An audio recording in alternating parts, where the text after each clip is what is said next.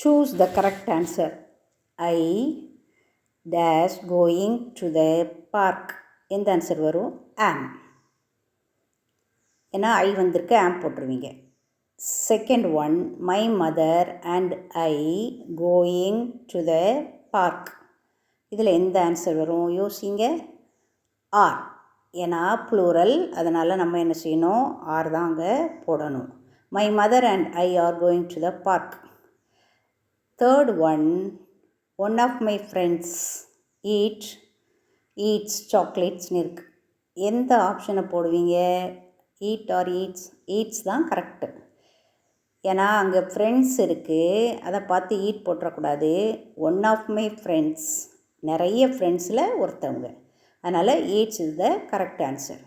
Go through பண்ணுங்கள். பிடிச்சிருந்தால் share பண்ணுங்கள்.